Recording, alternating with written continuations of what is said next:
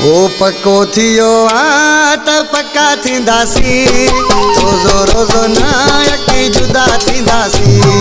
पको थियो आ त पक्का थींदासी, रोज़ो रोज़ो नायकी जुदा थींदासी।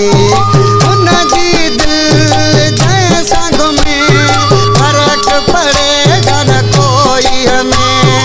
उन जी दिल जैसा घुमे फर्क पड़ेगा न कोई हमें। पको थियो आ त पक्का थींदासी, रोज़ो रोज़ो नायकी जुदा थींदासी। पको थियो आ त पक्का थींदासी, रोज़ो रोज़ो नायकी जुदा थींदासी।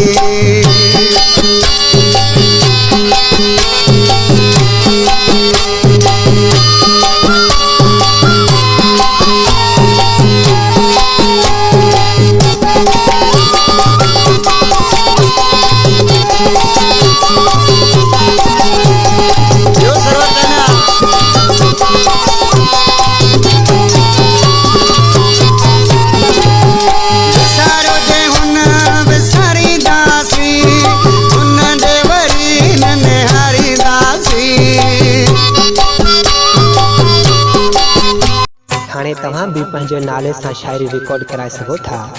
शायरी रिकॉर्डिंग लाइ हींअर ई व्हाट्सएप नंबर ते राब्तो कंदा 03351717858 0335 25 17 858।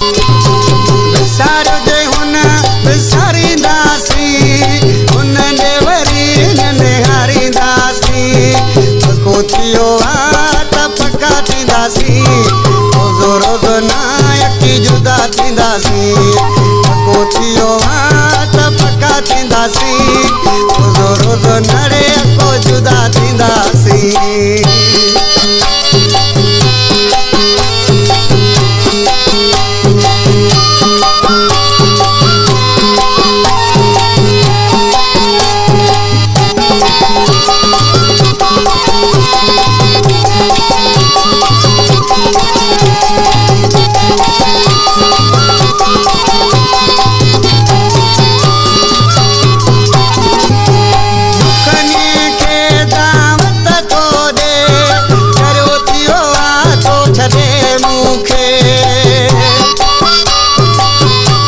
हाणे तव्हां भी पंहिंजे नाले सां शायरी रिकॉर्ड कराए सघो था।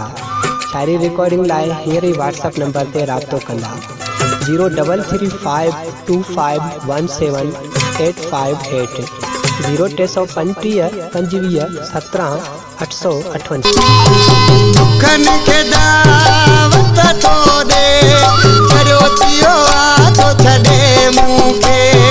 पको थियो आ त पक्का थींदासी, रोज़ो रोज़ो नायको जुदा थींदासी। उन जी दिल जैसा घुमे फर्क पड़ेगा न कोई हमें। पको थियो आ त पक्का थींदासी, रोज़ो रोज़ो नायकी जुदा थींदासी। पको थियो आ त पक्का थींदासी, रोज़ो रोज़ो नड़े को जुदा थींदासी।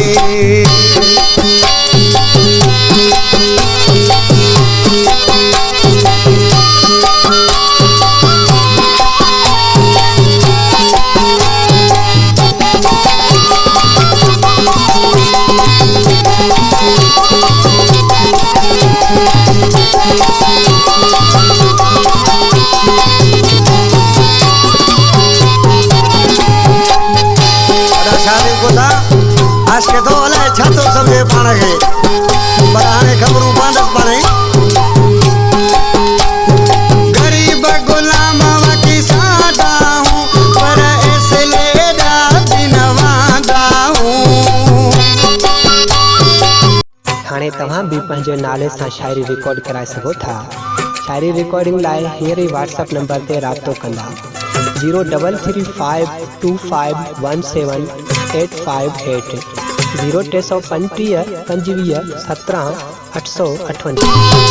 गरीब गुलाम वकी सादा हूँ, पर इसलिए ॾाढी नवादा हूँ। पको थियो आ त पक्का थींदासी, रोज़ो रोज़ो नायकी जुदा जुदा थींदासीं कोचियो त पक्का थींदासीं रोज़ो रोज़ो न यकी जुदा थींदासीं उनजी दिलि जे संग में फ़र्क़ु पड़ेगा न कोई हमें कोचियो त पक्का थींदासीं